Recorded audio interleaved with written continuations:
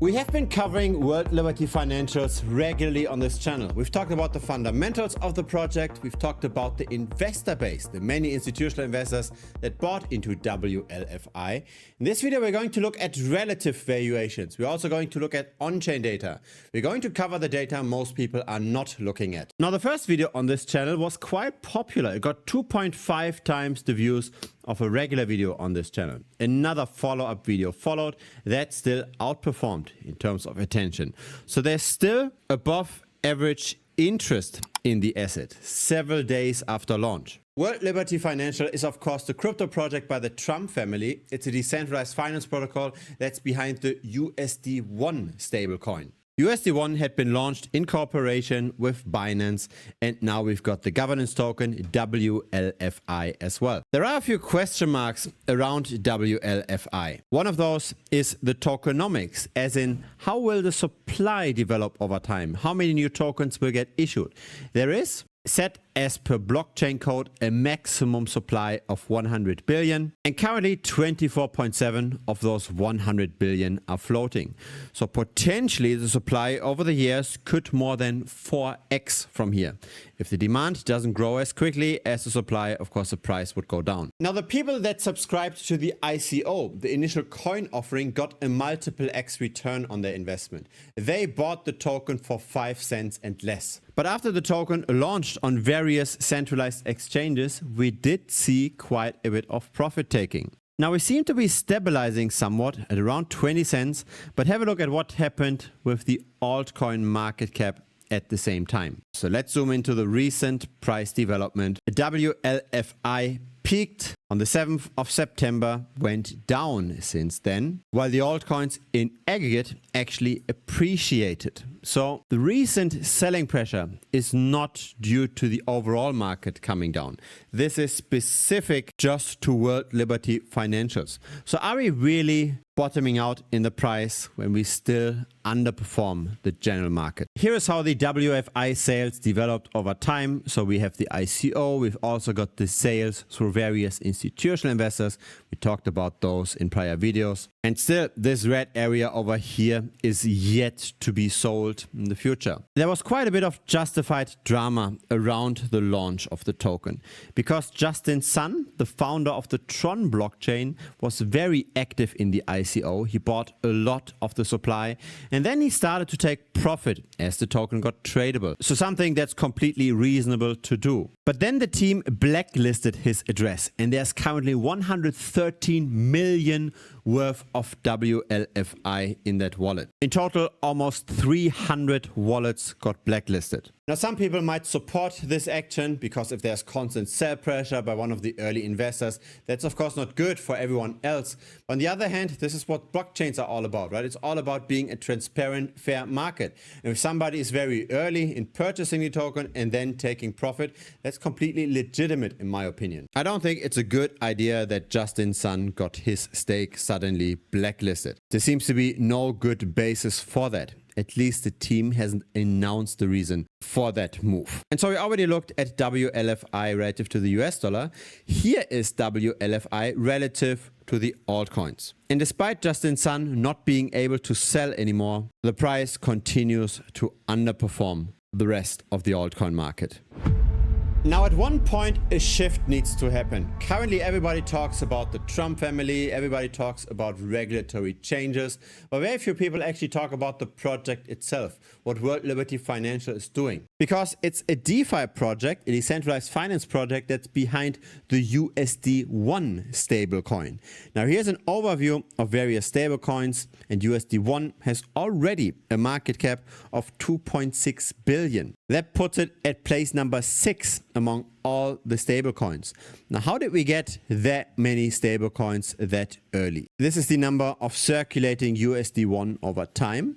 And this jump over here, this $2 billion jump, that's all because of supply on the Binance Smart Chain. So here, this yellow area. And that had been minted because of an investment that MGX made into Binance. So Binance issued those stablecoins with the help of a transfer of MGX.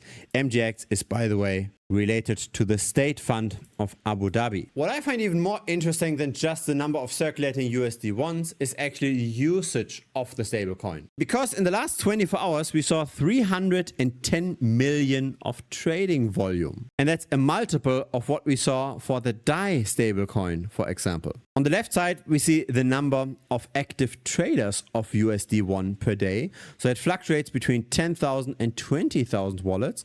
On the right side, we see the decentralized exchange trading volume measured in US dollars. The big question is whether or not the upcoming products of World Liberty Financial will help further adoption of USD1. So what will happen with the exchange? What will happen with the WLFI app and the lending and borrowing platform? I very much expect that once those features get announced, that we will see at least a temporary news-driven price increase of the token. Currently, the token is underperforming, but once we get news around the launch, we're likely going to see quite a bit of a rally, because then WLFI might get an additional use case. Besides just being a governance token, it might potentially also help as a support vehicle for the other applications, right? Maybe some kind of staking that leads to fee reductions in the usage of those apps. Let's have a look at the on-chain metrics, both for USD1, but also for the WLFI token. Who's currently using the tokens? Who's buying them? Who's selling them?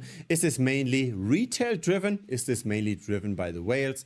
Let's have a look at the data. Both tokens are available on many chains, but most activity for both of them is on the Ethereum chain. Here we've got USD1, so we've got almost 51,000 wallets that hold some USD1. And here we've got the WLFI token, so the governance token that actually fluctuates in price. Here we've got more holders, 76,000 almost. So let's start with USD1. On the left side, we see the number of wallets that have at least 1,000 USD1.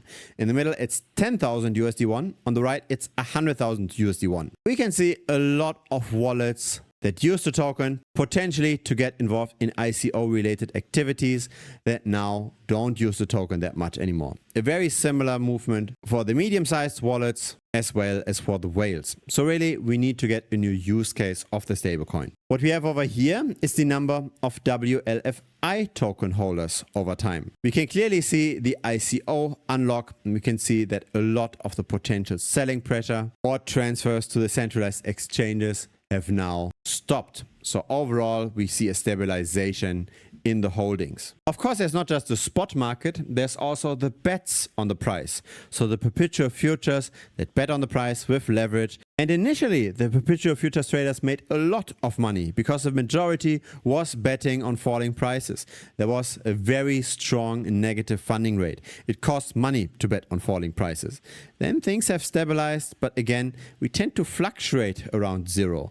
For most other tokens, we tend to have a positive open interest weighted funding rate.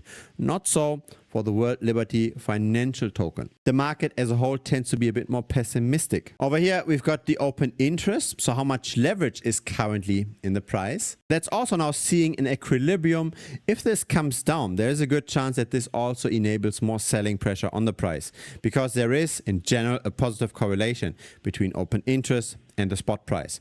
The more speculation there is on an asset, the higher the spot price tends to be. The trading volume on WLFI is also rather coming down right now. And the same is true for the liquidations per day, where mainly the longs actually get liquidated, not the shorts. So really, it seems like we are at a market equilibrium right now. We do still have some selling pressure by people that are taking profit, but probably it will take some major news for the price to shoot up again.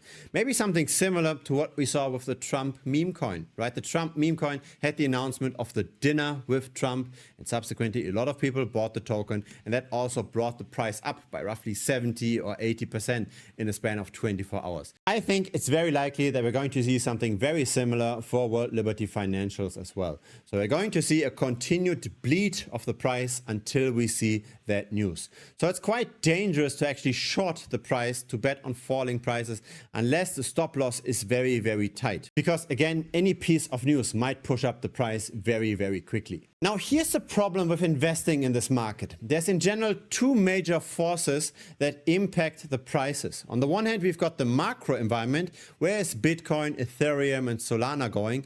Then on the other hand, we've got whatever happens idiosyncratically to a specific altcoin. Now the problem is most people can't make constant gains because most people aren't really segregating among those two influences. So if you're just riding the macro environment, you can just go with Bitcoin, right? You can buy whenever the current price is below the realized price. Whenever we are below the average cost basis of the market is historically the best time to buy. Of course, currently we are very far away from that. But in general, approaches like this work quite well to time the macro. Or we can even go a bit more complex. We can use things like the CBBI indicator, an indicator that aggregates all kinds of other models. And it also shows us pretty well when we are potentially expensive or potentially cheap in the market. The reason why those indicators are great for macro timing is because it tells us how much we should potentially be invested in crypto. We should have very high allocation over here, maybe 30, 40, potentially even 50% of our entire net worth in crypto. And we should have the exact opposite when we are up here, right? Maybe only 5 to 10% of our net worth in crypto. So we can always adjust based on models like this, and we can play the macro. And for the macro, we can just go with Bitcoin because Bitcoin tends to outperform most altcoins most of the time. So that's one approach to make money in crypto long term. And I think that's the most straightforward, easiest approach for people that just start out with everything. But then there's also the approach of higher risk, higher reward, of using the altcoins. But this is now the Bitcoin price that we see at the top. What we now see at the bottom, that's the altcoin market cap. And just have a look at how similar those lines look. When Bitcoin is going down, the altcoins go with it. So even if you take the best altcoin on the market, even if you figure out that the fundamentals of project A, B, and C are the best and that they are doing long-term better than the rest, if Bitcoin goes down, if Ethereum goes down, then the best altcoins go down with it. And that's the problem. There are times when everything is going up and there are times when most things come down. And it seems like the asset selection doesn't matter as much compared to timing the macro environment. But then again, we are back to just trading Bitcoin. If you want to just get macro exposure, we just might as well buy Bitcoin, buy and sell Bitcoin. So really, we want to find a way to bet on an altcoin without the macro environment. We want to neutralize the macro environment, and we just want to bet on the outperformance or the underperformance of a certain altcoin. I'd make the argument that it's actually easier to bet on the underperformance of an altcoin. Because have a look at the altcoins in the last year. Bitcoin, of course, in the last year almost doubled, and the vast majority of altcoins underperformed that, right? We've got 1, 2, 3 altcoins that did similar to Bitcoin, maybe a bit better, but the vast majority did worse than Bitcoin in the last year. And for some altcoins, that happens rather consistently. This is balancer relative to the others market cap. So how is the balancer token, a decentralized finance protocol token, doing relative to all other cryptocurrencies? And it's going down consistently. Now, the reason why this is going down is fundamentally driven, as in there's more and more tokens that hit the market over time. There's a high token inflation, or the tokenomics are not that good. Here is the balancer tokenomics over time. We started out with 20 million tokens, and now that went up all the way to 70 million tokens. And that then has this long-term underperformance as a consequence. And so I like to take advantage of market inefficiencies like this. I like to bet on falling prices of balancer relative to, for example, Bitcoin. Because then we can turn around this chart. This chart turns into this chart here. This is now Bitcoin relative to balancer. So we bet on rising prices of Bitcoin and on falling prices of balancer at the same time. And we get this return curve over the years. So in the last 12 months, this went up by 186%. It actually did outperform buying and holding Bitcoin. And that's better than any straight altcoin pick over here, right? Among the small risky alts. None of them did that performance in the last year. And I also like how constant that performance is. Compare this with the Bitcoin price, right? Bitcoin during that time did go down by 77% at one point, right? The drop from 70K all the way to 16K. this relative ratio did not have those fluctuations. Here is the logarithmic scale, and the maximum drop from top to bottom was 50%. So we are appreciating faster than buying and holding Bitcoin, and we do this with less fluctuation over time. It's a better risk to reward. That's what we all should be aiming for. More return with less volatility. I'm following this kind of strategy already for 4 years roughly. Had I just dollar cost average into Bitcoin, I would have gotten the return indicated by the gray line. But because I also bet on relative valuations, on things like Balancer going down over time, I got the return indicated here as the black line. I understand it's not as straightforward as just buying an altcoin. There's a bit more complexity to it, but that's why I created dedicated videos on this. And I want to make this as easy as possible. So here's the idea. You simply watch 2 videos over here that explains the entire strategy, how to execute a relative valuation trade. Once you've watched those 2 videos, I will send you my favorite trade. So that favorite trade is very similar to the Balancer token trade. It's going long Bitcoin, Ethereum or Solana, and it's going short the altcoin that tends to go down over time. Here are the 2 videos. It's using perpetual futures to bet on relative valuations, and it's risk management with relative valuation bets. In total, it's roughly 1 hour worth of content.